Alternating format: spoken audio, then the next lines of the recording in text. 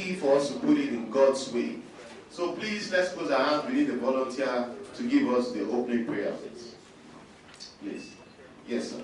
We thank you for that please. We do pray.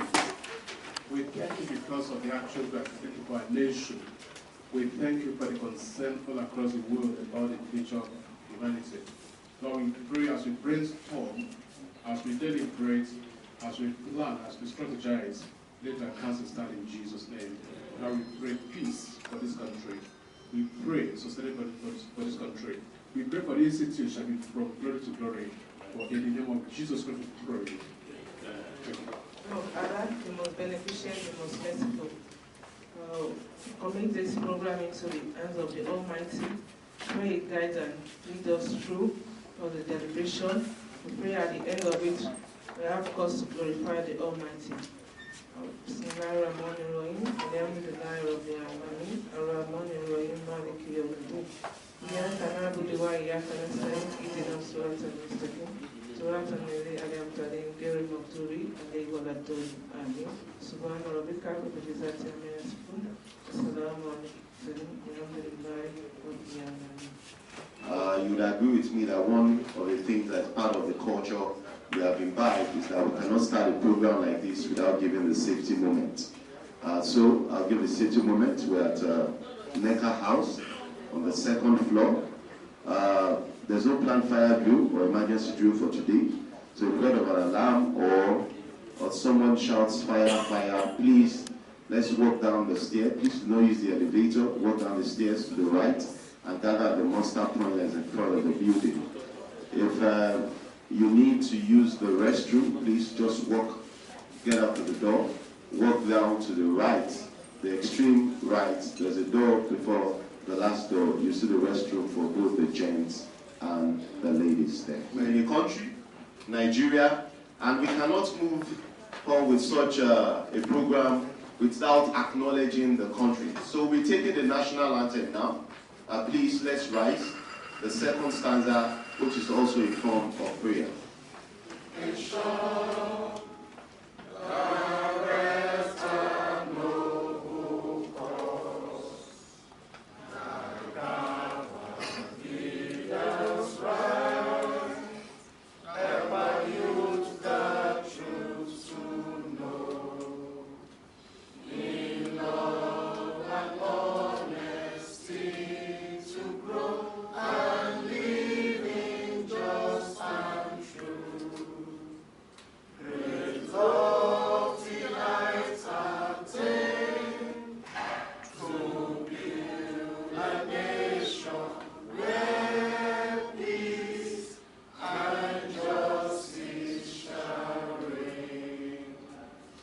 The DG of the organization, which I brought up, the institute, will be giving us, a very good welcome address, a brief one, and I'll be calling on the person of Dr. Chuks Akawo, the DG of the Emergency Crisis Disaster Risk Management Institute, to come and give us his welcome address. Please let's give him a round of applause.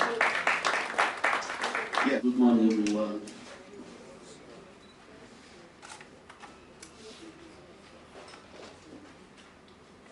I want to humbly appreciate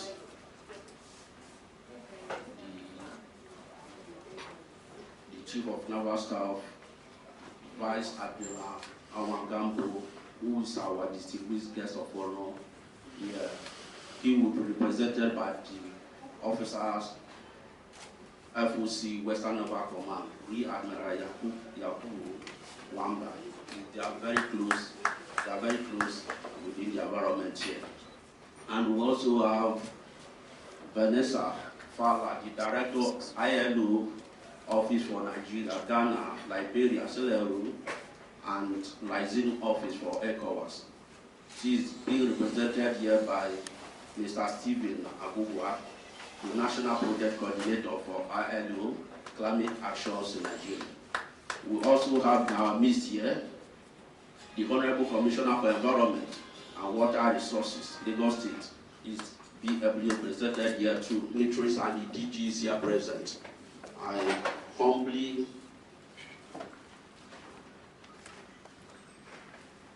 and deeply feel honored to welcome distinguished guests and our special guests of honor, professional captains of industries, participants, our guest speakers, our fellowship awardees, members and friends of our institute, to our Nigerian Annual Climate Crisis, Opportunity, Business Continuity Planning, and Sustainability Summit 2022, taking place here today in NECA House, Alausa, Ikeja, Lagos. I must first and foremost appreciate God Almighty for making today a reality. And I must also use this opportunity to thank our various special guests of honor present here today and every other DGs here presented for taking your time out of your very busy schedules to honor us with your presence today. My warmest regards go to our key speakers, our discussants and panelists. I want to equally use this opportunity to thank various organizations for nominating their staff to attend this summit of this great institute. I use this opportunity to congratulate every one of you for your admission into the fold of the institute today. The team advancing innovative mitigation and adaptation actions for climate change in Nigeria, post-COP27 initiative, is indeed very relevant and strategic, considering the times we are in. This summit is designed to bring diverse stakeholders under a common goal of advancing the future of the planet as communities around the world are warming. It is to educate the masses on the impact of climate change and to mobilize audiences to take action to confront the climate crisis in Nigeria. This climate summit will focus on climate actions and collaborations needed to build climate resilience economies and societies, and integrate climate action into pandemic recovery. It is designed also to advance the global climate talks, mobilize actions, and provide a significant opportunity to look at the impacts of climate change and global warming on businesses, environment, economy, etc. in the global context. The summit aims to provide a platform to all NGOs, communities, private sectors, researchers, academics, about adaptation and mitigation options that can help address climate change. This is one of the most defining issues of our time, and food production and human health. Flooding can lead to disease spread and damages to ecosystem and infrastructure. Human health issues can increase mortality, impact food availability, and limit workers' productivity. Climate change can threaten the resilience and safety of people, sometimes causing them to become displaced from their homes and communities. Also what happened in Pakistan, Florida, and other nations, and back home in Nigeria too, also what happened and is still there today. We play an advocacy role on sensitizing the public on how to manage and mitigate these disasters for global warming.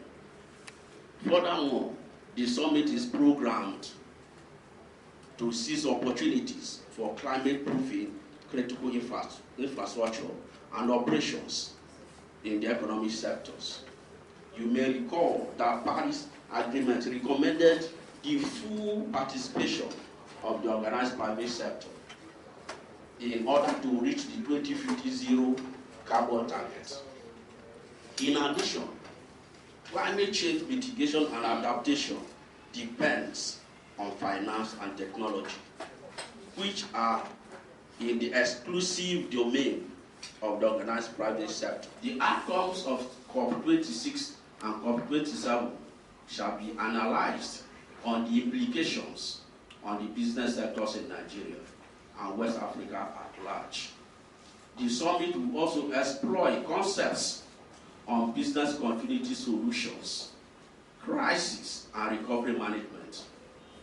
It will help to build up understanding of participants to conduct an appropriate business continuity plan. What are the risks? How to maintain the continuity of ongoing processes and workflows. The summit will also focus on innovative technologies and financing, which are critical elements needed to mitigate and adapt to climate change, as well as needs for the private sector to be more engaged in identifying climate change risk, response measures, and adaptation, and to prioritize these more highly. Successful business sector engagement in adaptation will catalyze greater investment in reducing vulnerability. This, in turn, will accelerate the replication of climate-resilient technologies and service in core development sectors. The summit will educate the private sector companies on the need to integrate adaptation into their strategies and investments for their own economic interests, as well as for their clients' interests of the country in which they operate.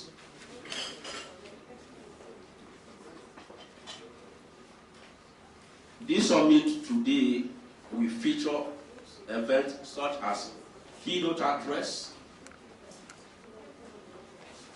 keynote lectures, goodwill messages. There will be high-level thematic roundtable panel discussions, business sectors workshops, and networking sections. And to crown it all, there will be conferment of honorary and professional fellowship awards and induction of new members. Distinguished ladies and gentlemen, your active participation in all the sections of this summit remains the only way to guarantee that the efforts in putting together this well-packaged platform for knowledge sharing is not in vain. I humbly recognize and appreciate our guest speakers who have been assembled to do justice to the topics to be discussed at this summit.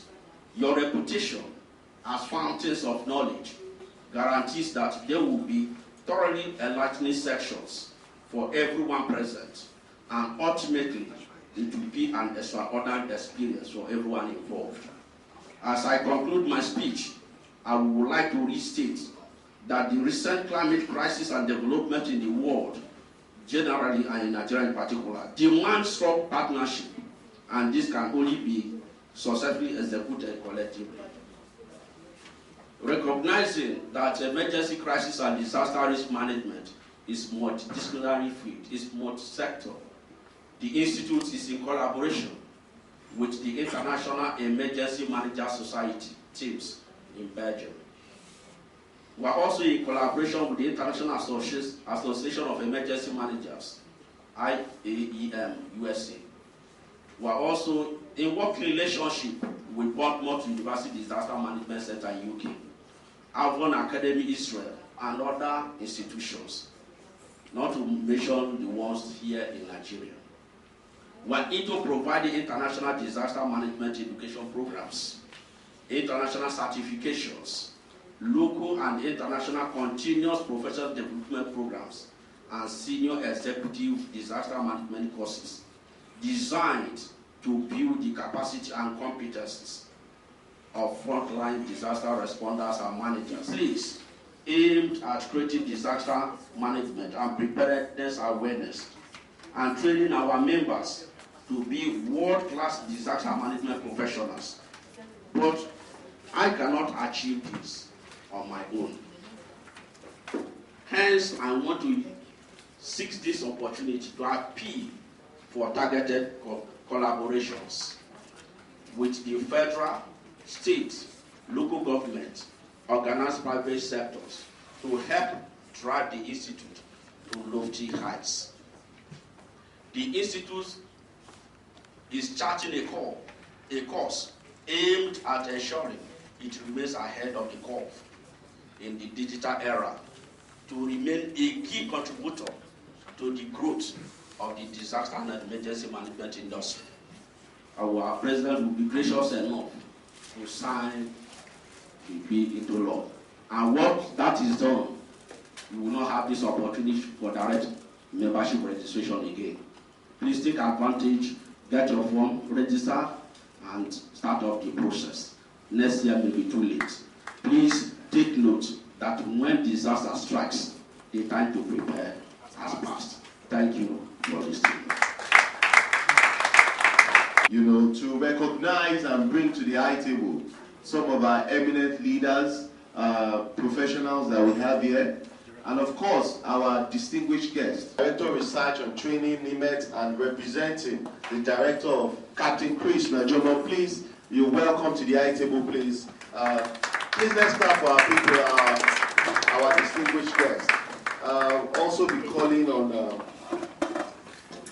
one of our council members here, a very, I'll call him a global personality, a man who has championed the climate cause in different ways. I'm calling on Dr. Victor Fodeke to please come to the high table, sir. Please, let's give a round of applause. Yes.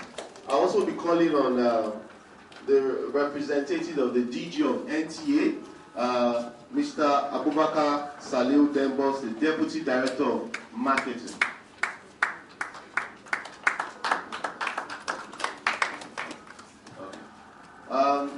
And of course, I'll also be calling on and recognizing and bringing to the high table as well the representative of the Honorable Commissioner of Fiscal Planning and Urban Development of Lagos State, who is ably represented by Mrs. Bello Risikat Bukola, the Director of Ministry of Fiscal Planning and Urban Development. Please, you're also welcome to the high table. We also have the representative of Vanessa Fala here, the ILO Director for Nigeria, Ghana, Sierra Leone, Liberia, and ECOWAS Secretariat, who is represented by Mr. Agagwa Stephen, the National Project Coordinator of Climate Action in Nigeria. You see these people, they are powerful, and people who are trying to champion the cause for us. Yeah, climate change is a serious issue. Whether you like it or not, we must all, of course, be involved. I would also be calling on Mr. John Oipe, representing the GM of FAN, Captain Rabiu Yaduru. Please, if you are here, please come to the high table as well, Mr. John Oipe. Yes, okay, please, let's give a round of applause. Okay, as we continue, as our guests continue to arrive, we'll keep recognizing them. Then, of course, the Corps Commander,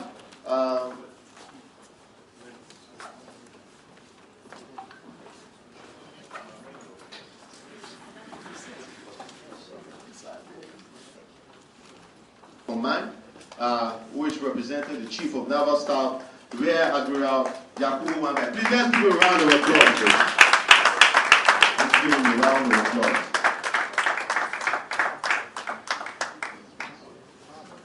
Yes, good morning, sir. Good morning, our distinguished guests to the high table. You're all welcome.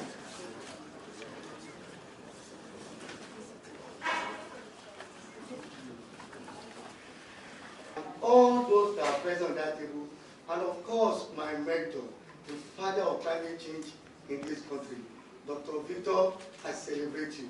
Last year we were here doing your 70th birthday, and now we are here again. Baba, I greet you, we recognize you. COP27 has just ended, and people like him, they are all present at COP27 to see how Nigeria can move forward. Thank you so much, and all the commanders present here. I celebrate all the agencies that are here. We are doing great job. Is it efforts you are talking about? Fire service? Fire service are very powerful people. A lot of fire incidents have occurred in this country, and they are still occurring. And the fire service are always there to assist us. Is it security emergency? My leaders, my big leader, you are here. Great job you are doing. From backline activities to all the activities of insurgencies and terrorism. We are all there doing for us. So we are all playing our role in the cause of having sustainability in this country. So therefore, I will also not forget to recognize our great teacher, the Sector Commander, able represented. No, it's... Baba is there himself? Yes. Wow. Yes, sir. Please come to that table, sir. You know what I respect about the Sector Commander? He may not know, but I will reveal his secrets here today. We all belong to the same group, the Lagos Environmental Platform. And whenever they raise any issues, you see Sector Commander and all the agencies in government responding to all those issues. Thank you so much for all your support. But your support is not for yourself, it's only for the country, it's for humanity.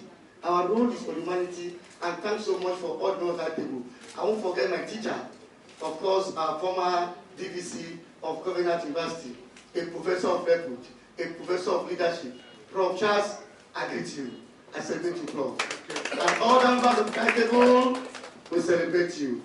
The representative of MD / Chief Executive of NAMA, you are highly recognized, and we welcome you to that table. I greet you. Without NAMA, you may likely have a lot of aviation incidents. You are doing a great job. We all coordinate together, collaborate for achieving the excellent result for the country. Thank you so much. So the presentation proper, strategic enterprise risk management and business sustainability in an era of pandemic and climate change is a very big and wide topic that even myself I became confused as to where am I going to start from. But because the topic mentioned pandemic era and it mentioned COVID-19 in particular, that simply shows us that we thank God here today. As at 2 years ago, 2020 to be specific, we can't gather like this at a point. And by 2021, we start gathering, we see people having their nose masks being put on. We thank God for the opportunities, and we are able to navigate through the COVID. And we use this medium also to ask for God to forgive those who, in the course of the COVID, lost their lives amongst our people. But the truth of the matter is, COVID came up with a lot of greetings. And one of the greetings, when we were in university, or when I was in the school, that's about something years ago, then if you greet that way, it shows you belong to something. But that greeting came up during COVID. I don't have the power to ask my leaders on this high table to greet themselves and remember COVID era. Can we all, with due respect, use this something, let's greet ourselves and tell COVID you have gone. Use elbow, greet yourself. We have put place that don't do elbow yourself. Yes, good. Okay, said, I give you yes, mama. I can't be mother. Yes, sir. Father, thank you so much for this. That's just to tell COVID, shame unto you, God has helped us, we survived it. But yeah, if you ask Nigeria to lock down now, nobody will follow you to lock down. And thanks to the Lagos State government, you, I must confess, His Excellency did wonderful job. Because one of the things that we need to manage emergencies and safety is leadership commitment.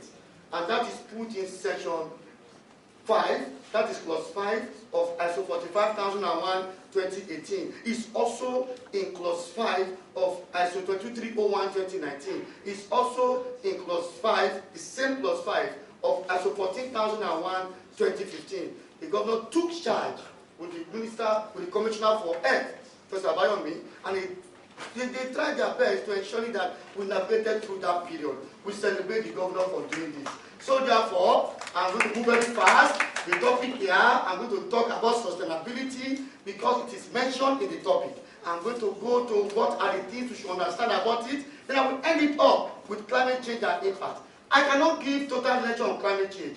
Baba Victor is here. He's a doctor of repute. That is the job. He's the father of climate change in this country. He's here. Why am I to talk climate change when Baba is here? I will only touch briefly to start these presentations for all the speakers that will be coming. Now, this is the flight. ECRMI Flight 101 on its way to Dubai International Airport, and to talk about climate change. I have with me Sheto Butono as my co-pilot. I'm Engineer Janky Badmos, your pilot for today. You'll be flying at 45,000 faith above sea level. I will speak very fast. And this is there, my teaching, you are the cabin crew supervisor. Make sure you serve all the guests and they're happy. We'll make this flight very comfortable to all of us. Where do we start from? The Chinese language says Shushong, Shangyin. If you don't understand the meaning, it says, where do we start from? It's a very big topic. I want to start from definition of sustainability. We make a lot of mistakes in that definition. We use English language, English dictionary to define sustainability. And I'll give an example. People will say sustainability means when something is long, it's going long. They will say sustainability implies something that will be long to do, make a lot of durability. And I said, according to English, sustainability does not simply mean whether something will take longer time. No. That's the English definition.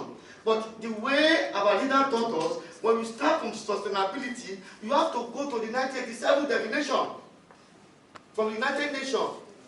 And that simply tells you we want to meet the needs of the present generation without compromising the needs of the future generation.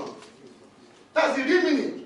We are alive today. We want to do everything in this world. We want to enjoy this world. We want to be happy in this world. But we don't want those who are coming, our children yet unborn, the ones we are born. We don't want them to suffer. Everything we do, we look at the impact of what we do on those who are coming before us. We must not be selfish to think whatever we do now, when we do it, we have done it. Those who are coming, they will meet their own.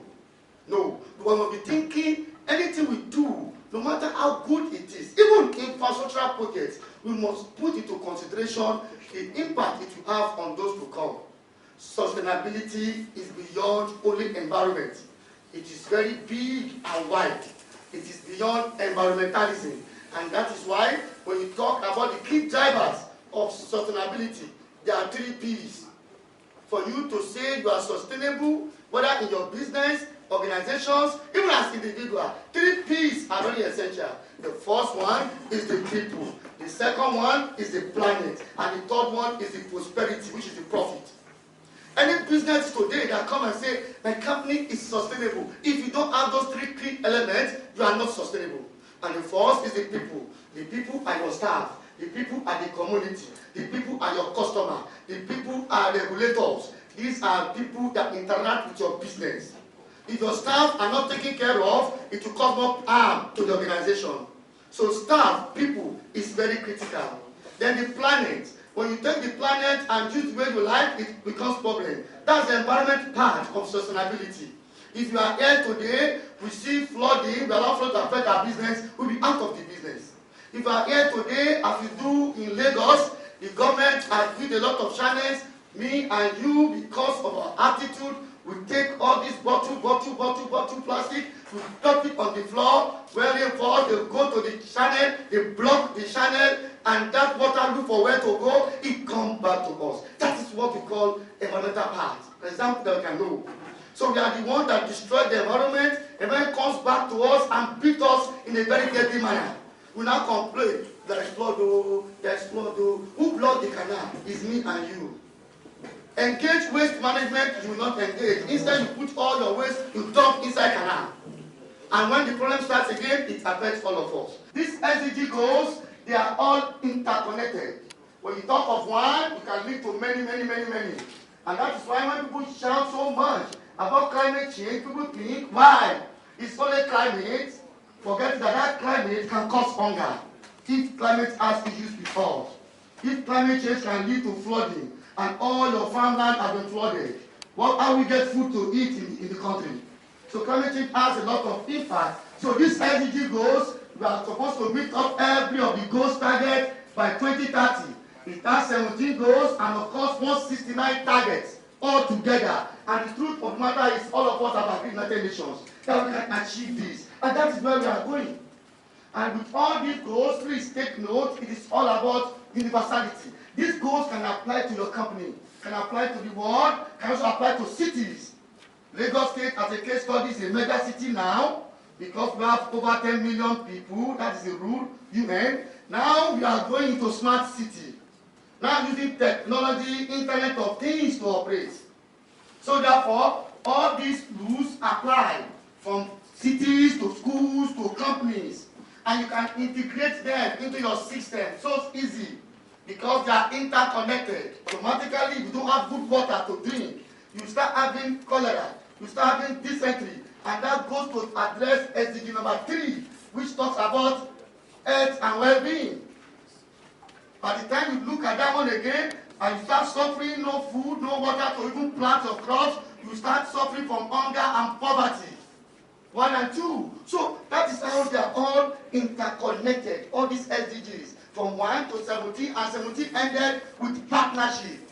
And that is what my DG just said there. You cannot do it alone. I cannot do it alone. If I pull you down, I go down. If I pull you up, we go up. I cannot clap with one hand. I take my hand, second hand, we clap together. That is collaboration. I say my DG. That every one of us have a role to play, including my leader from the armed forces. We all have roles to play. And my car. You drive your car is very fine. Your car gives out emission. The emission becomes carbon footprint. It goes. CO2 goes there. Trap the heat. Make the world to become hotter. You are one of the problems we have. So it's every one of us that have a role to play because they are all interconnected. And it's about transformation. All this goes into transform our business, transform our life, and make the world a better place. Come and do what we call ESG due diligence to be sure that 1, environmentally you are good, socially you are okay, and corporate governance-wise, your company is doing well. Then they come to buy your company. Because the whole world is now looking at environment and social as very critical. It's just talking about how climate change has caused a lot of problems in the world. So therefore, climate change itself is under climate action on SDG number 13. And if you look at it, a lot of statistics have been displayed. This is the world of data. Data is very important, and that is why data analytics is the way to go. When the big data world, look at data and get to have what we call informed decisions. Because me and you, we burn our waste. Me and you, we use fossil fuels to get electricity generated. And before you know it, this goes to release more CO2, which entrap the so-called heat and take it back to us in this world. People burn waste everywhere, you see them. When government say don't do this, they will do it. Because they don't understand implication. It's trying to make it to have good and pure oxygen to breathe in. That flower takes away CO2, helps the other people, and gives you rich oxygen. And you get it in a very good environment. As I haven't noticed before, apart from aesthetic that is doing for you, beautifying your office, do you know that our forefathers, they live 100, 200, 150 years. But we, because of a lot of things we inhale, poor quality air everywhere, because of urbanization, things are increasing. Everybody wants to come to Lagos. Lagos is like small London. Go to all those other areas. If you see the way they break Lagos, you will think, Lagos, we that are born in Lagos, we don't know what we are gaining. They say, I must be in Lagos by force, by fire. And some of us are believing to Japa from here to London. So that is how it is to everybody. Everybody has his own level of where you are going to. So if you look at air quality, that has affected a lot of cities. This is one of the ways you can get fresh air. Our fathers get fresh air. Our forefathers, what they do, they walk to their farmland, they do physical activities, and they don't have all these type of illnesses we are seeing everywhere. So what happened to them is they grow older, and they enjoy this world. And that's what we want everybody to enjoy, this same world. If you look at it very well, this particular climate change has led to a lot of problems today as I speak in this country and other countries in the world. Number 1, the temperature of the world is rising, and it must not rise up to 1.5 degrees Celsius. By the time you get to that level, you see a lot of things that we are seeing now, where glacier melting, everything happening, leading to flooding. We will not be more. Look at Nigeria as a case study. We don't have all those wildfire, all those serious environmental challenges. The one, only small one, I call it small, because only one, flooding, that we are even the one that is causing it. We are the catalyst of that problem, and that is what we are facing. See how flooding has affected a lot of places. In some countries, the last one that happened really impacted Nigeria seriously. Kogi State, Bayelsa State, part of Lagos, and a lot of them. And these are the warning that God is giving us. Do you all know, agree with me, if there is drought can be caused by climate change. And when you have drought, people cannot plant again, people cannot have crop, agricultural productivity is impacted. When this is impacted, what happens next? We don't have food to eat. When that food to eat, it turns to what we call hunger. Hunger is part of SDG. Later it turns to poverty. Without money, the farmers don't have money to buy. Before you know it, you start thinking again, what can I do? Since I cannot do agriculture again, since I cannot do this, let me now go ahead and be stealing. Let me go ahead and be kidnapping. That now lead to what? Security. Sometimes when you look at the root cause of most of the problem, you do it very downward and do a proper root cause analysis. You see they all have link to do one way or the other with the SDG goals that we are not meeting. Because when someone is poor, automatically the person will be ready to look for ways to get means. Abject poverty, extreme poverty, $1.25. How many Nigerians can afford it? We here can afford it. But if you can sit down and look, a lot of Nigerians cannot afford it. That's why this only 2,000. We're going to chop. 1,000 we chop and say, twirly. Me, I come from Mushin, say, twirly, Baba. You give 1,000, you give 500 and say, twirly, because it's a big money to those people. So therefore, we can see the interlinks between climate change, with poverty, with hunger, with health issues too. When the temperature is very high, is an avenue for communicable disease to move very faster. So you can see it has one way or the other to link with every other SDGs. And eventually, it will affect the economic growth of the nation. When the human part of the sustainability is affected, environment is affected, automatically the profit you want to make, you will not make that profit again. Look at the example of climate change issues that are flawed. And I say, climate change is humanity's good red money. It's a money to all of us. Don't let us take it as it is. It doesn't concern me. It is about environment. So those who are in environment, Minister of Environment, can't handle environment. No. It is all of us. If you tell me your profession here today, I will tell you how we are contributing to climate change in Nigeria. All of us are involved. We cook. Not all of us use LPG. We all use, some people use stove, some people use wood. They say jollof rice by wood is sweeter than jollof rice by stove. So you use wood not to enjoy jollof rice, but you are polluting the environment. That's how it is. We all have roles to play, one way or the other. And the truth is, flood is now giving us more problem in our own climate here. When you look at the cause of those floods, you notice that me and you have a role to play, as I've earlier said there. Therefore, I want to give all this assertion, very simple. Our business, our company, everything we do is all about society. It's a subsidiary of society. And society itself is subsidiary of the environment. Whatever you do, you are polluting the environment, that's society. If we lose our environment, and of course, our life support system, which is the environment, if we lose it, the next thing is our society will perish. And when our society perish, what it implies though is that we also lose our economy. And our business too will also perish.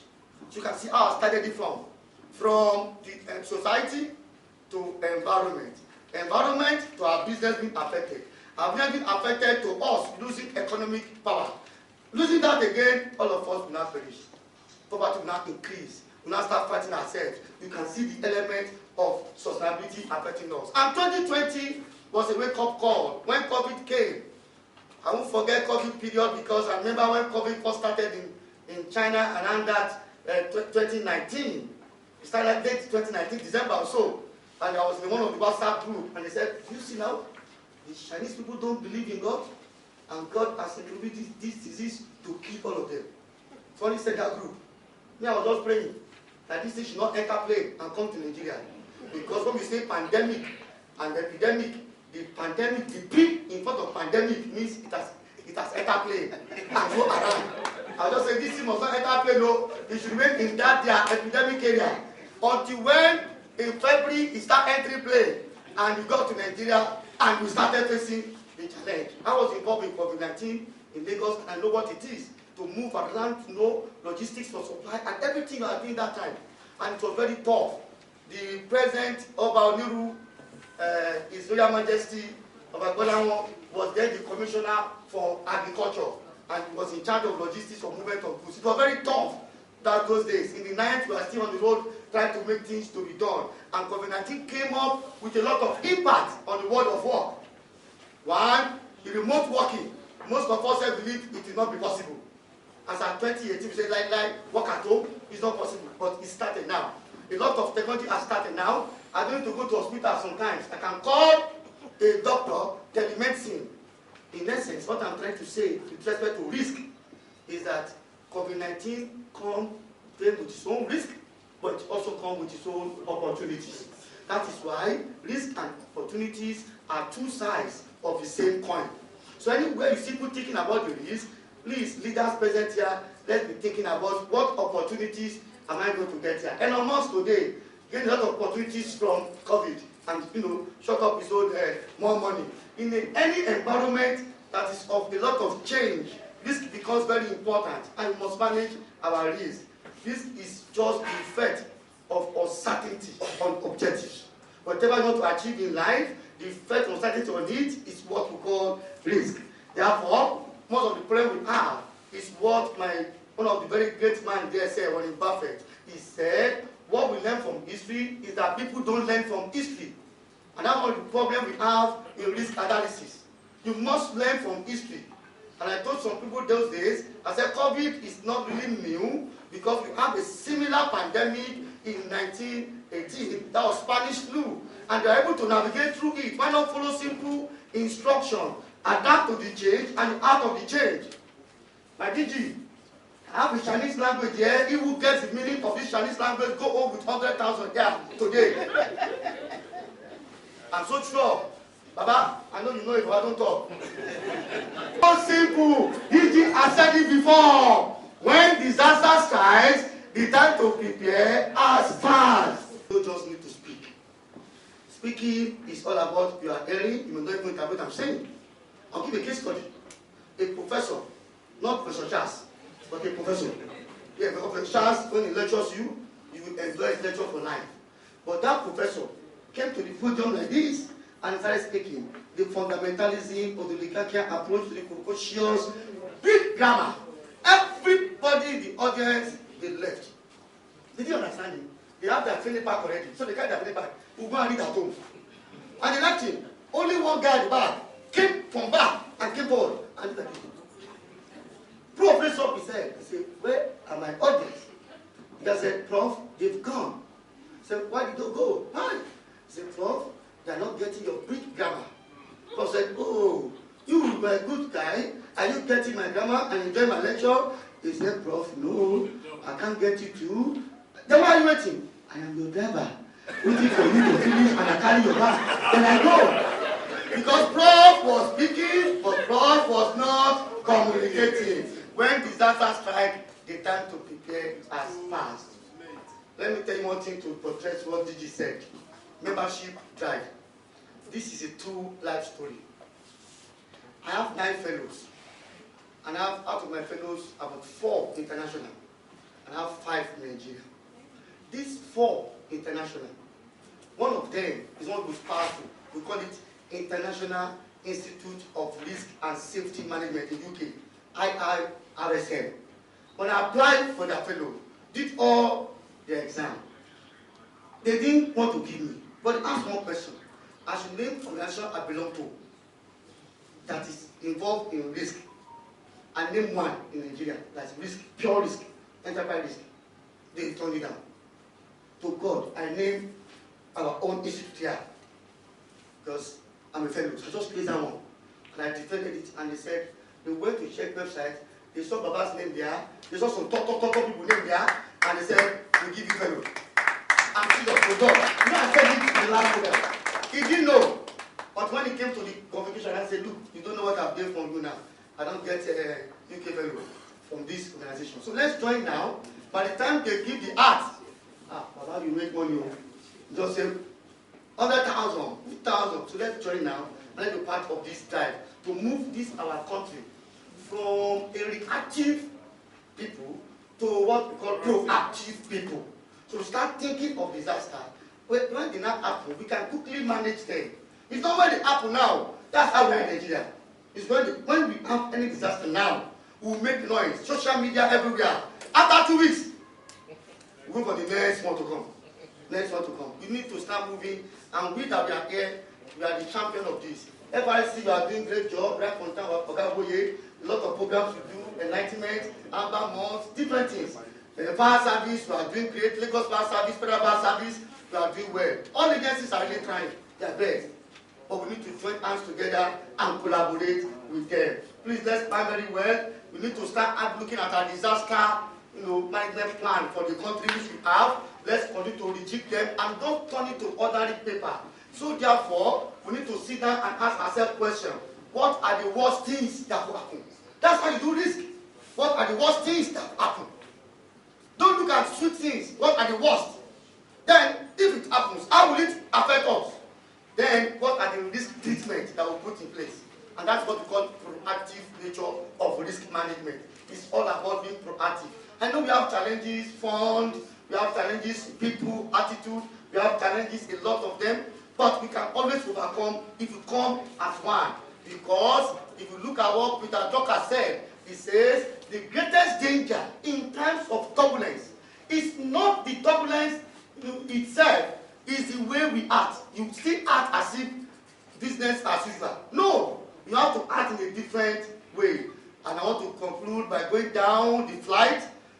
Please get set. The plane is about to land. I've just called the traffic controller and has told me that we are free to land successfully to Dubai Airport. So system approach is key. Everything you do, have your processes, integrate your processes, and have system. Most of the failures we have are systemic failures.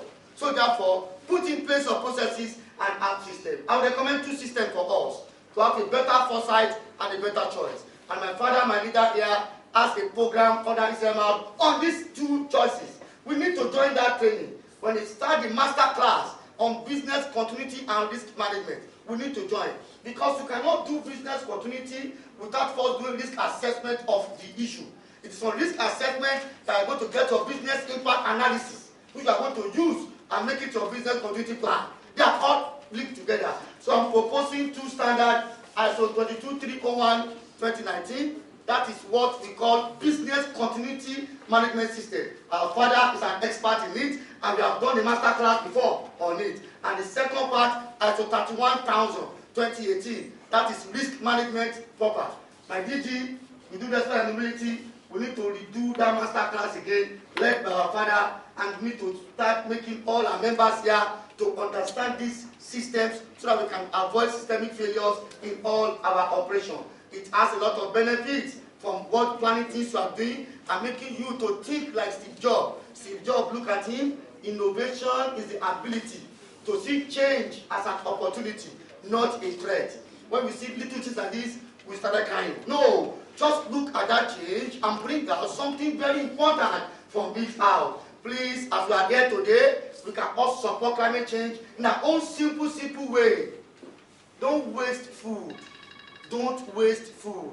Don't dump waste anyhow. Start thinking of circular economy. What can I do to this waste? Can I reuse it? Start thinking of reusing. Start thinking of what can I do to plastic waste. So, as a matter of fact, start thinking of smart home. Simply, your house, off the light. Off the light when you are not using it.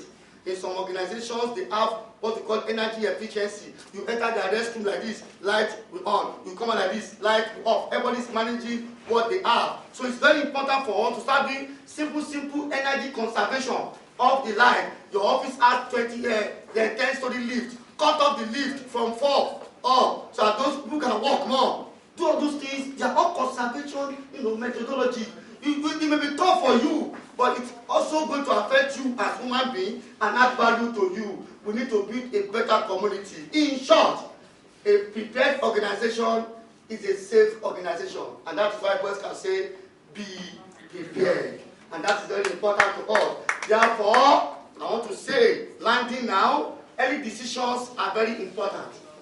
Think very fast, be proactive, and take your steps. Don't wait till events happen and you start moving up and down. Now, we are now landing safely using our jet, ECRMI jet 101, landing in Dubai. As you are landing, still fasten your seatbelt until I tell you to unfasten the seatbelt. While you are doing fasting, don't forget this word and take this word home.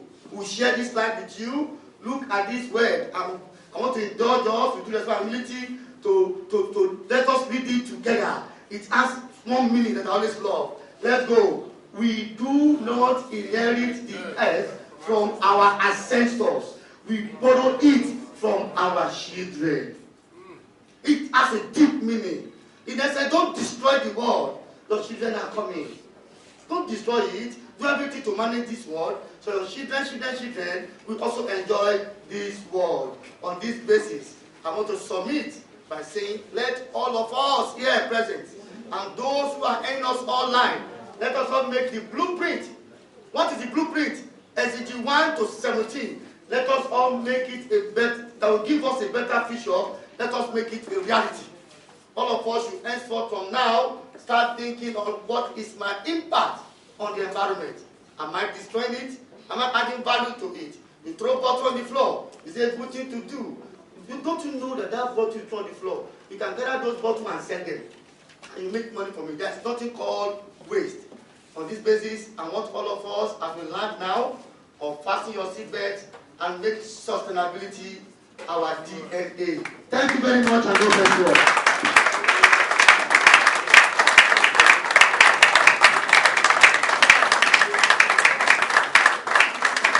Thank you very much, Ikeja. Please, let's give a very big round of applause. I can listen to lectures all day, every blessed day, because he breaks down the most complex terms into the simplest ways. Champion. That's just it. And of course, the last words he left us with, he says, we do not inherit the heads from our ancestors, rather, we borrow it from our children. Audio messages and presentation of scorecards for representatives of our different agencies that are here, our dignitaries that are here, and let's first start from our own DG here.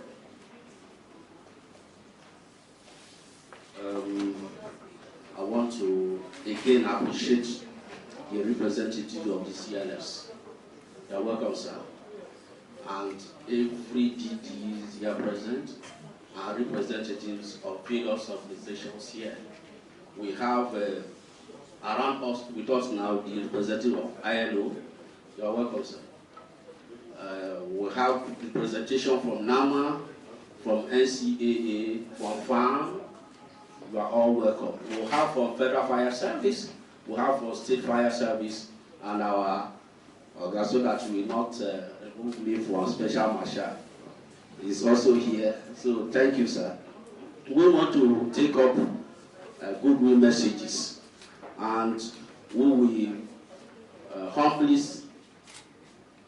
graciously call on the CNS, represented here by the FOC, Western Nova Command, Rear Admiral Yakubu Mwambai, to kindly give us your goodwill message, sir. General of this institute, very esteemed astronauts that are here, representative of government agencies, representative of security agencies, members of the high table, then the audience. On this very auspicious day, I was directed by the Chief of Naval Staff to come in here and present a good message to military operations, particularly to Nigeria as a nation, and to the world at large. While I do this, when we have say I, it is not I in my capacity as Real Admiral Wambai, but it means the person of the Chief of Naval Staff, Vice Admiral Awal Zubeiru Gambo, Admiralty Medal, CFR. His goodwill message is this. It is my utmost pleasure on behalf of the officers, ratings, and civilian staff of the Nigerian Navy to, on this auspicious occasion and day, give this goodwill message on the occasion of the Nigerian Annual Climate Crisis, Opportunities, Business Continuity Planning, and Sustainable Week 2022. The hosting of this program just after the recently concluded United Nations Climate Change Conference, COP27, is highly commendable and shows the proactive nature of this institute in raising awareness and addressing issues related with climate change in Nigeria. The global disposition indicates continuous devastating effect of climate change. This serves as a pointer that no country is immune, as its impact is felt both by developed and developing countries. Hence, this summit with the theme Advancing Innovative Mitigation and Adopting Action for Climate Change in Nigeria, organized by your esteemed institute, is most timely and apt when one considers the economic and social effects of the recent floods in some parts of our dear country. The Nigerian Navy recognizes this effort and will continue to partner with notable stakeholders to address this cause. On the part of the Nigerian Navy, we shall continue to carry out our constitutional role of enforcing and coordinating the enforcement of national and international laws ascribed or acceded to by Nigeria. In this line, the Nigerian Navy is working with relevant government agencies with the primary responsibility in order to reduce non-compliance to extant laws. For instance, the Nigerian Navy is making concerted efforts to curb the activities of crude oil thieves and artisanal refineries in the Niger Delta. This is with the effort to reduce the negative impact on the environment while ensuring a safe and conducive environment for legitimate activities in the sector to thrive. Presently, we have an ongoing operation that is called Operation Ikeja, which is conducted and supported by the Nigerian National Petroleum Corporation. The operation has recorded tremendous successes, leading to the destruction of several illegal refinery sites while reducing access to sources of products to these criminal elements. Furthermore, it is important to say that the Nigerian Navy units played key roles in humanitarian efforts at relocating and caring for people displaced as a result of the recent flooding that we saw in Niger Delta. The Nigerian Navy is responsible.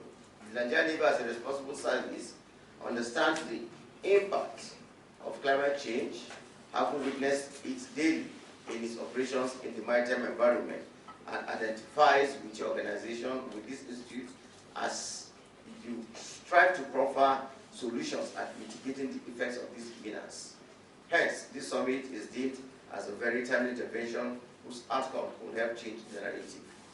On this note, I wish you all a very fruitful deliberation, and as we strive towards advancing innovative mitigation and adopting actions for climate change in Nigeria.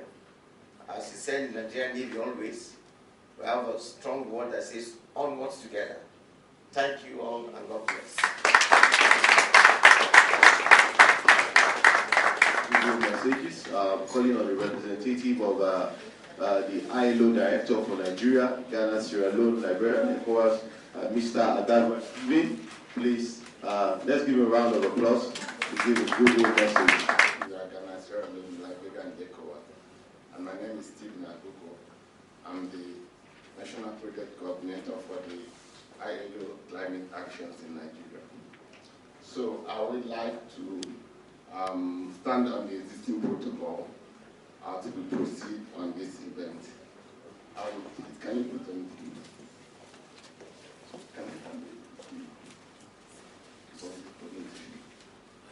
And ILO is a specialized organization of the UN, a specialized agency which was founded in 1919, and it grew up as a result of labor and social movement challenges back then.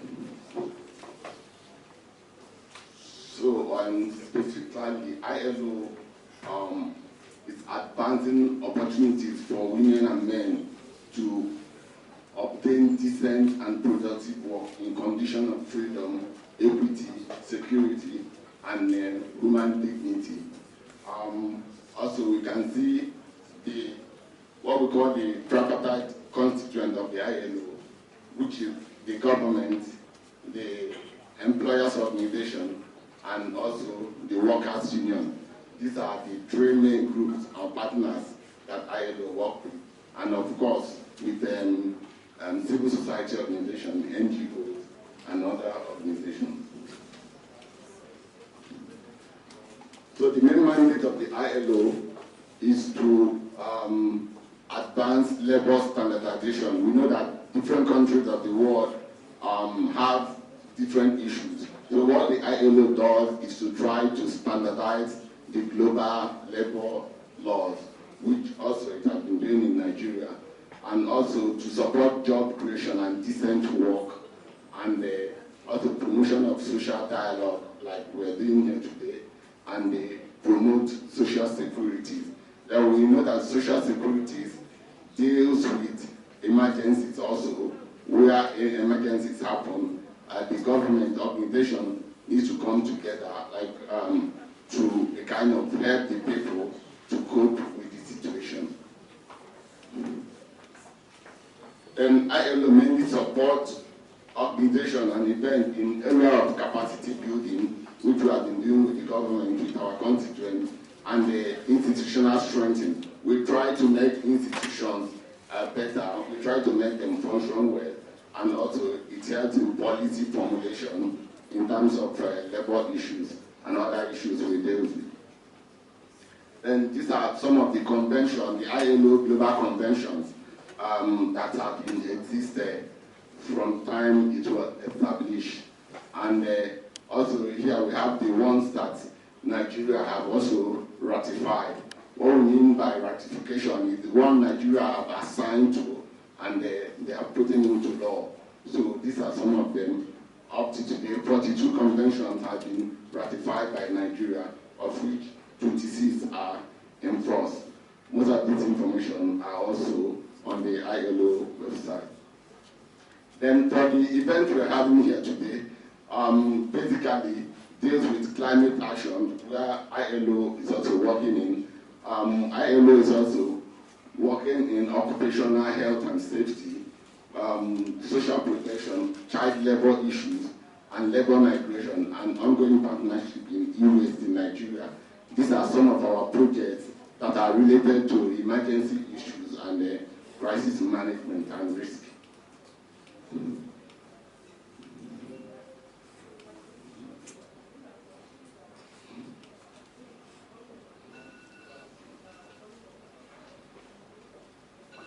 Sorry for that.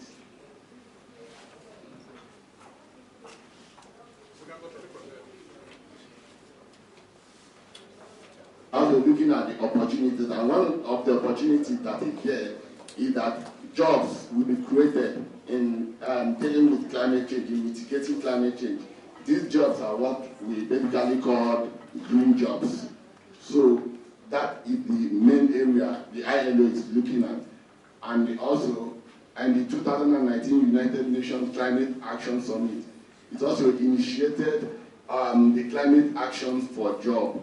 This is a global movement whereby organizations under UN is trying to collaborate with each other to see how they can promote the green jobs that are coming from the fight or the mitigations against climate change. So on that note, ILO has commissioned a two basic report, Rapid Situation Analysis of Employment, Climate, Environment Nexus in 2020, and the Nigerian Green Job Assessment Report. These two reports are basically for Nigeria, and it has recommended important, specific just transition policy. One of them is to the establishment of the just transition and the green jobs program in Nigeria. So the model that we talked about, the 2001 green job assessment model in Nigeria, have looked into a labor market, direct and indirect job, and the skills, gender issue, poverty inequality, and in economic part, you look at the GDP by sector. All these things we are looked into to be able to define where these green jobs are located in Nigeria, because we have to know the nature of the problem each sector is facing before you can now be able to quantify the jobs that are coming from there.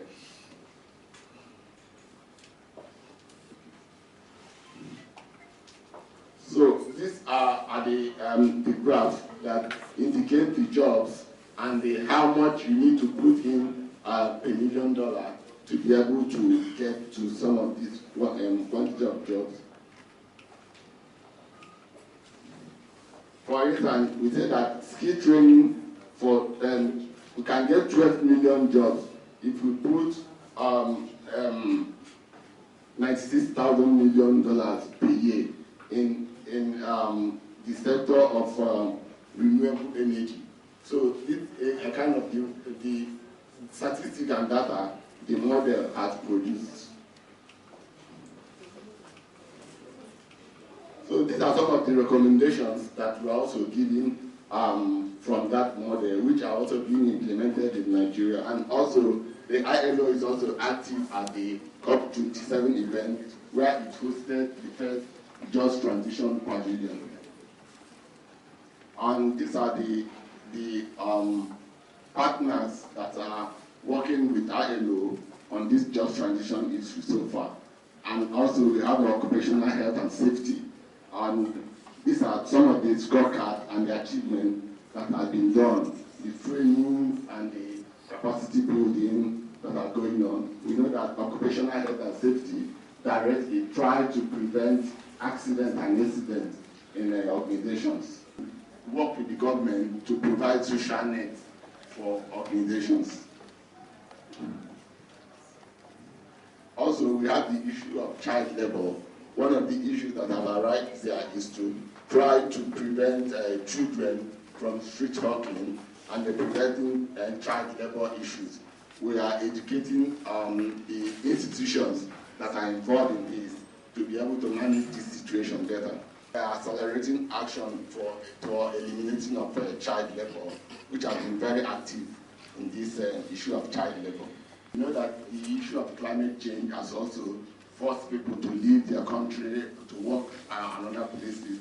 And these migrant workers also face certain issues which are also very important in the area of the world of work. So ILO is also working to try to reduce these issues that are being faced by migrant workers.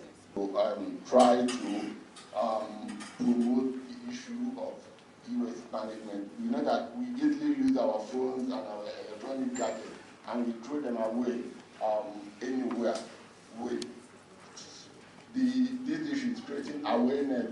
This partnership is creating awareness and collection of these e-waste in a project to make sure that they are well managed.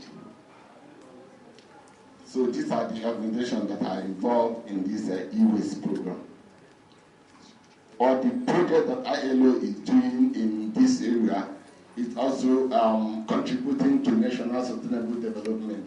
In this area, we know that the SDG 1, 2, 3, 4, 8, 10, and 13 are where ILO is contributing directly to the national development plan. So on the clothing, we look at the ILO Centenary Declaration for the Future of Work, which is anchored on people-centered approach. We say that most of our activity, most of our action are centered on people, society. And we say that the ILO and its constituents are committed to ensuring a just transition to a sustainable future that takes and meets the requirement of decent work in Nigeria. And we have already said what is decent work before. It's where people work under freedom, where people work with better remuneration. Thank you very much. You've expanded our scope to understand the workings of the ILO, of course, in Nigeria. When we hear labor, we just feel, most people just feel it's just about labor rights. But you're even going beyond just labor rights to creating jobs and, of course, key into to climate change with respect to the creation of green jobs, and that's the direction we are moving globally now.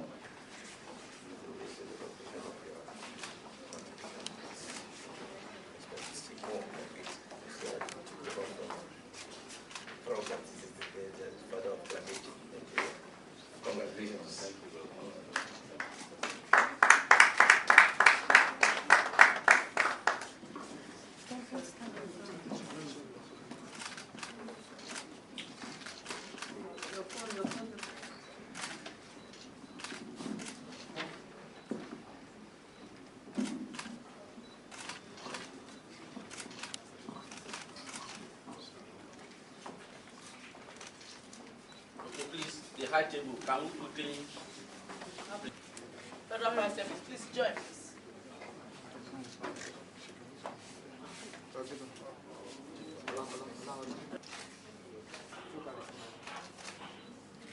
Okay, thank you.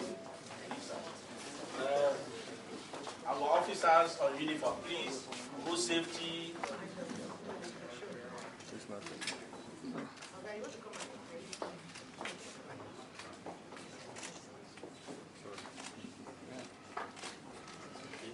Other participants. Other participants, please. Just 1 minute. Daddy here, representing the chairman of council. Is here, please. Sir.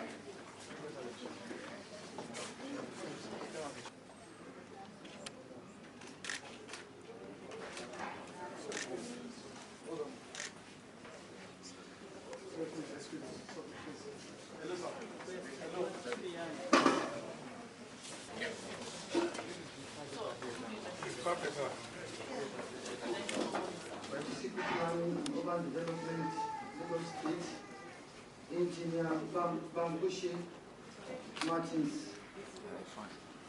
Before then, I just want to commend on the 2 lectures that we had, which was very fantastic, and it was in the right direction. However, for the first lecture, the lecturer told us about 3 P's: planet and prospect. The planet is the environment we have, people we have, is me and you. We have a great job to sustain our environment, while the prospect is the future of the environment. Also, it said something about the integration, that we need to come together to work as a team to ensure we have a sustainable environment for our future generation. And at the end of it all, it said the environment, the planet, we do not inherit it from our ancestors, that we borrow it from our children. That is to tell us that we need to sustain our environment. Thank you very much. So let me now read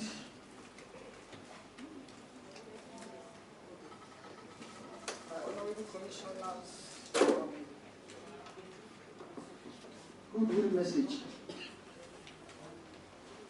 Goodwill message delivered by the Honorable Commissioner for Physical Planning and Urban Development, Engineer Bambushe Martins, at the Nigerian Annual Climate Crisis Opportunity Business Continue Planning and Sustainability Week Summit.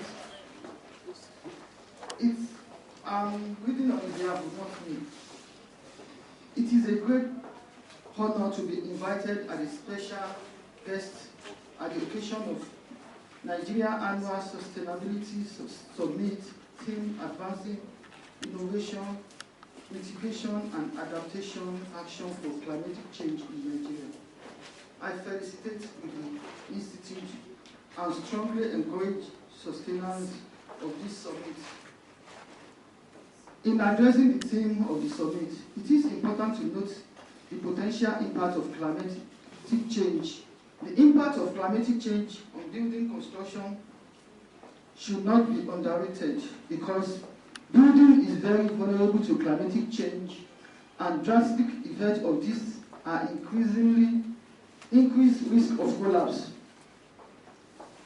declining earth, and significant loss of property value as a result of diverse effects of storm, flooding, global warming, which reduce building span. For developing countries like Nigeria, the impact of climatic change is of great importance, given the high temperature level, poor adaptation capacity to climatic change, and lack of early warning signs. The incidence of climatic change in Nigeria is reality and called for strategic environmental and physical development plan and implementation before space are allocated to different uses and after allocation to achieve a sustainable and disaster-free environment. There is no doubt that Lagos, with small mass in Nigeria, is a commercial nerve center of the nation. It owns over 70% of business concerns, a gateway to the economy of West Africa and cosmopolitan city. The coastal city of Lagos has its own fair share of consequences of global climatic change, where impact of sea level has caused extreme ocean surges and increased intensity of flood events occur in most parts of the city.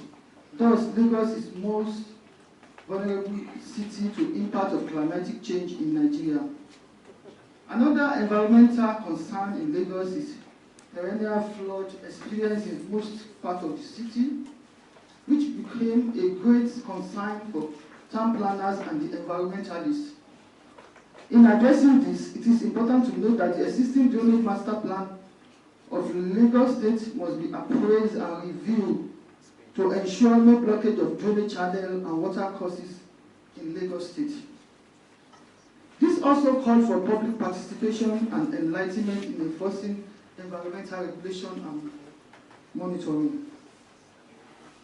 I will quote, Honorable Tunji Bello, the Honorable Commissioner for Environment and Water Resources, in one of his reports stated that a total of 6,983 buildings in the state are susceptible to threat of flood on climate risk assessment conducted by the Ministry of Environment and Water Resources with the support of United Development Program during the 6th anniversary lecture series organized in School of Communication in Alausa on 10th February 2020.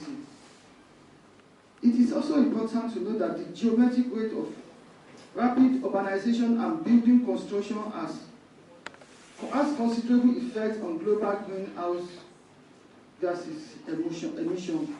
The impact of this is that many people may either lose their residence or business. Concerted effort has been made by all stakeholders to effectively implement physical planning and spatial development plan that encourage low emission development. This involves holistic preparation of plans, strategic implementation of operative development plans such as sub-regional plan, master plan, model city plan, district plan, local plan, that is greener and energy efficiency initiative compliance, with a view to reduce the global greenhouse gas as a core consideration and adaptation of low emission technologies in construction industry. This has been incorporated in the review National Building Code that has been domesticated locally to serve the state better. The Green Building Initiative is centered on water usage in sustainable manner, energy conservation, material use of energy conservation and materials use of building to ensure buildings are constructed in sustainable manner and climate disaster free. The domestication of National Building Code is with the intention of focusing on performance standard of building in the state, durability, protection from fire, accessibility, moisture control, energy control, and service and facility. Therefore, I would like to advise all professionals in built environment and the environmentalists in the spirit of climatic-friendly construction technologies to combat environmental issues. I'd like to reiterate the need for a holistic approach in achieving advancement of innovative mitigation and adaptation action for climate change in Nigeria can only be actualized through strategic environmental and physical planning development initiative compliance. Therefore, I'd like to acknowledge the effort of the organizer of this summit. This should serve as a courtesy call to all other stakeholders to join us in protecting our environment. I commend you for a well-organized summit and wish you a fruitful discussion. Thanks for listening.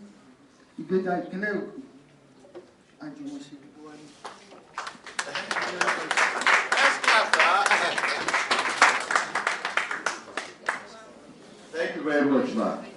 For those who do not understand the last sentence you made, she said, meaning, of course, the progress and the greatness of Lagos, the collective responsibility. So I translated, you need to pay me, Ma. I'll just recognize the DG of the Institute, Dr.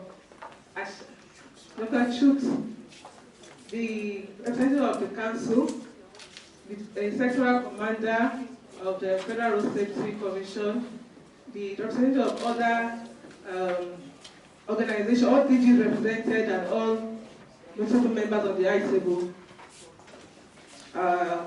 And permit me to start on other, please, all protocol duly extended. I can't call everybody, you are all welcome. So permit me to read the speech of the Honorable Commissioner for the Environment, Water Resources. The goodwill message delivered by Mr. Tuji Bello, the Honorable Commissioner for the Environment and Water Resources, at the Nigerian Annual Climate Crisis Opportunities, Business Continuity, Planning and Sustainability Week Summit, held today at the NECA House. It is an honor, and I'm speaking on behalf of the Commissioner to be invited here to this summit. Climate change impacts are now a recurring decimal, affecting all phases of human lives, which are further exacerbated by rapid urbanization and anthropogenic activities. Those are human activities. According to the World Bank, 56% of the world's population, which is equivalent to 4.4 billion inhabitants, now live in cities, which Lagos is not excluded. They produce 80% of global GDP through increased productivity and innovation. And by 2050, over 2/3 of more people will be city inhabitants, which will translate into increased greenhouse gases, which is causing climate change. It is thus imperative to tackle climate change, build resilience, and create sustainable development pathways more than ever before. Lagos State, being a proactive state, has developed a disaster risk management plan, which is a vital component of any climate change adaptation program. The state has also taken into account the projected impact of climate change to achieve reduction of current and future vulnerabilities to climate change. The state on a resilient pathway against all the climate impact drivers.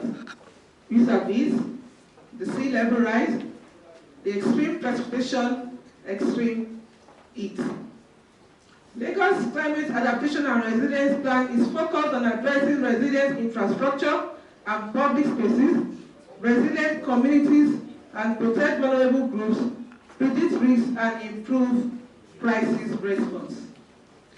A summit of this nature provides the opportunity for us to highlight the urgency and the need for increased collaboration amongst various stakeholders, not only for coordination of services, but also for data sharing, as the city's data serves as the bedrock of measuring performance, which will ensure continuous improvement. distinguished ladies and gentlemen.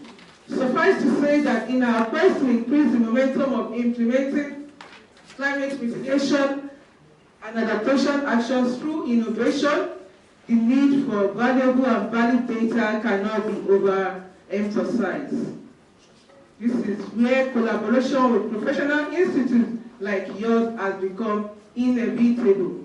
I must therefore, at this juncture, commend your institute for our doggedness and commitment towards developing capacity in the management of emergencies, crises and disasters, and more importantly, for convening the annual summit, which has become a veritable platform for knowledge sharing. I wish to assure you of the state government's commitment and partnership towards achievement of your organizational goals, which aligns with our vision of a safe, secured, and functional Lagos. I therefore congratulate you on this summit and wish you a fruitful deliberation. Thank you for listening. Ikeja ìpínlẹ̀ Èkó àjùmọ̀ṣe gbogbo wa ni. Of course, the next one will be given by Captain Chris Najomo, who is representing the DG of NCA. Please, Captain Chris Najomo, please. Let's give him a round of applause. One of the helicopters, I met him here in the hall. Existing protocols. My name is Captain Chris Najomo. I'm the Director of Air Transport Regulations with the Nigerian Civil Aviation Authority. I am here representing my Director General, Captain Musa Nuhu, who is on another assignment in Abuja.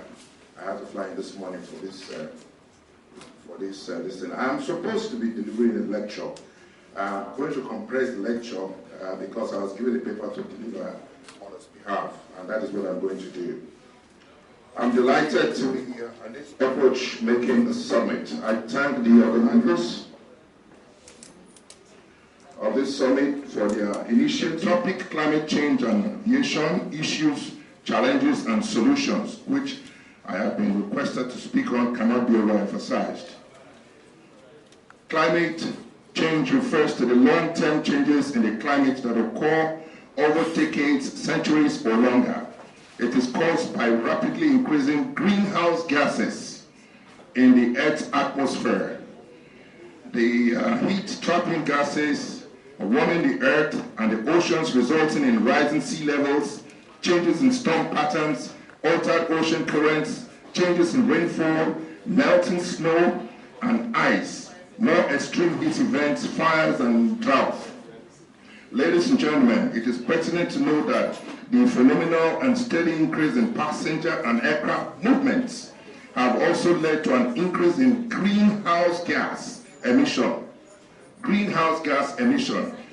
As greenhouse gas emission increases, the build-up in the atmosphere and warm the climate, leading to many other changes around the world. In the atmosphere, on land, and in the oceans, because many of these major greenhouse gases stay in the atmosphere for tens to hundreds of years after being released. Their warming effects on the climate persist over a long time and can therefore affect both present and future generations. The impact of climate change are projected to continue and in some cases intensify, affecting human health, infrastructure, forests, agriculture, freshwater supplies, coastlines, and marine systems. Climate change and its impact on the living conditions on the planet Earth is probably one of the biggest challenges mankind has ever faced. According to International Civil Aviation Organization, that's ICAO, aviation, domestic and international, accounts for approximately 2% of global carbon dioxide emissions produced by human activity. Some other recent studies have shown that aviation contributed approximately 4% to observe human-induced global warming to date. In the EU, aviation was accountable for 5.2% of the total EU 28 greenhouse gas emissions, and for 18.3% of the emissions from transport in 2019. However, there are existing policies to address aviation's climate impact on ICAO has adopted 3 major environmental goals, which are: 1, to limit or reduce the number of people affected by significant aircraft noise. That is what the NCA is partnering with and trying to do.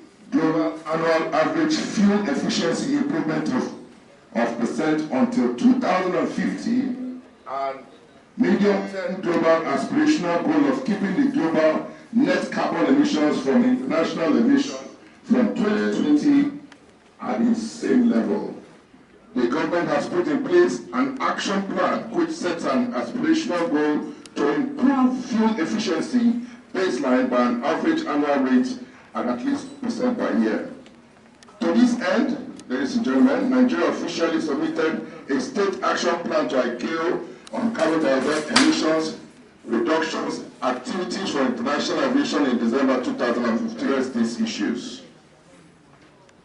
Nigeria's true commitment to provide dynamic, purposeful leadership in addressing the challenges posed by emissions from aviation and climate change in the West African region is leading the development of the action of carbon emissions mitigation measures for countries accredited for ICAO, Western and Central Africa, Offices of Economic Community for States, ECOWAS.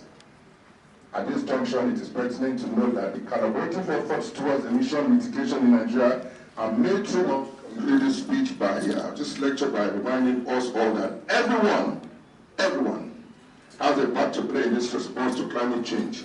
At this important milestone ahead, I want to thank the organizers of this event for having me in this audience. Thank you for your attention.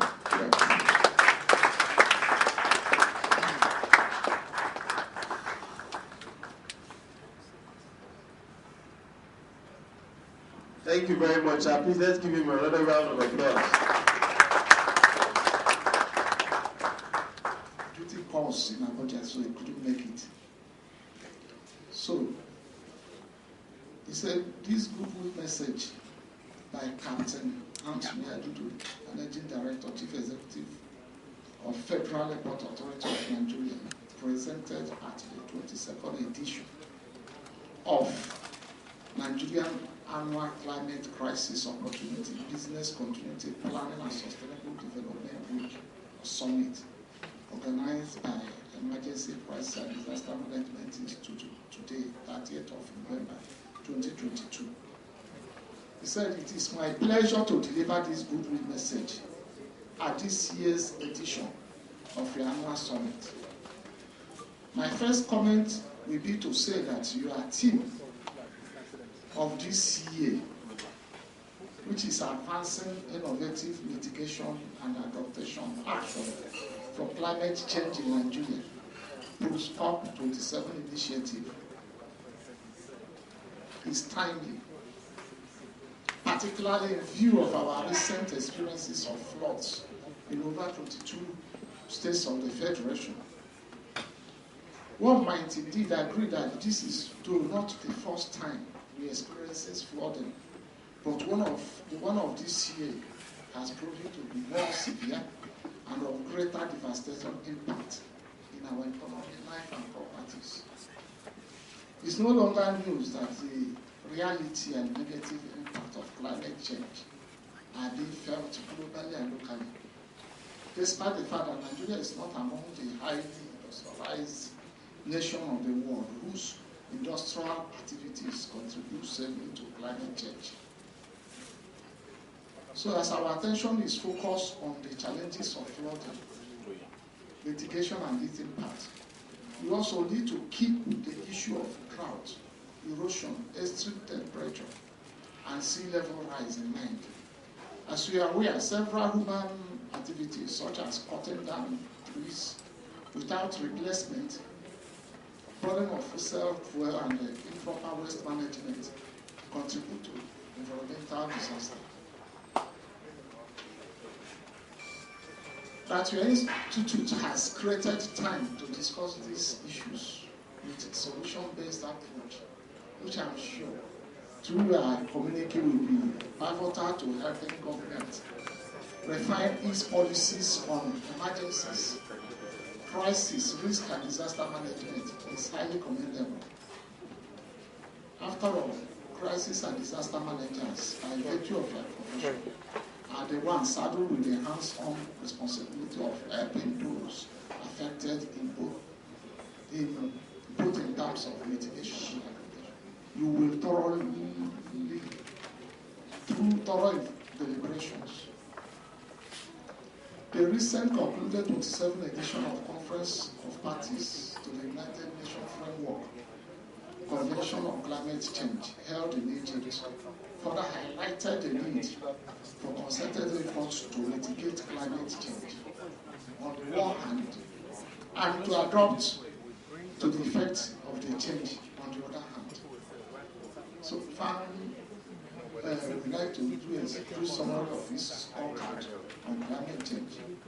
Our industrialized aviation industry is sensitive to weather changes.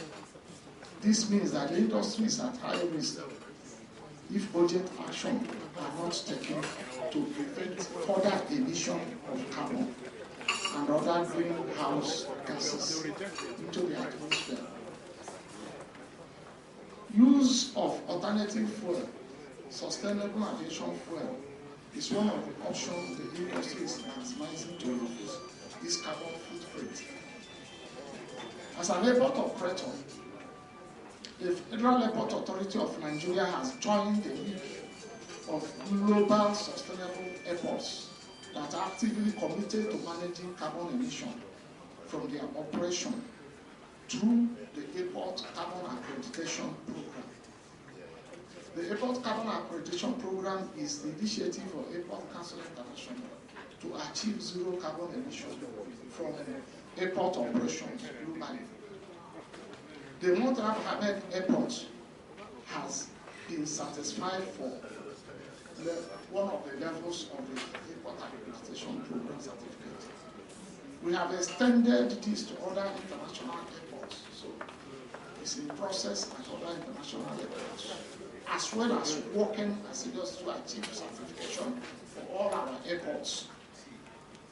On this note, I wish to remind you that it is important that we all take conscious action to mitigate negative impact of climate change. Be glad to have your presentations. Please, the Secretariat, please, we would like to have your goodwill messages, your presentations, so that we're able to compile them and they come out with the communique.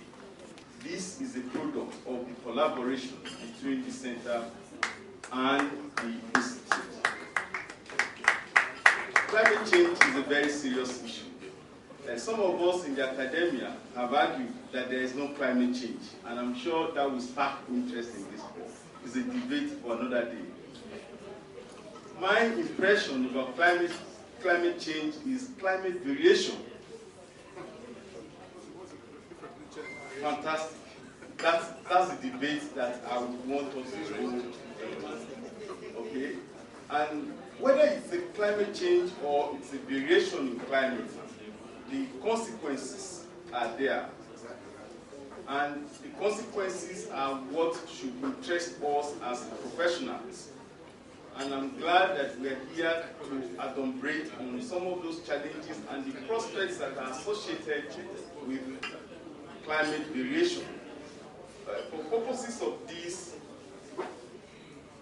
gathering, I will go with the theme, climate change. Not variation. But honestly speaking, it is not a new thing. From time immemorial, we've had variations, we've had changes in climate. But what appears to be striking in the 21st scientific century is that urbanization, technology, and other factors have aggravated the variation. And so today, humans are at the risk of climate change.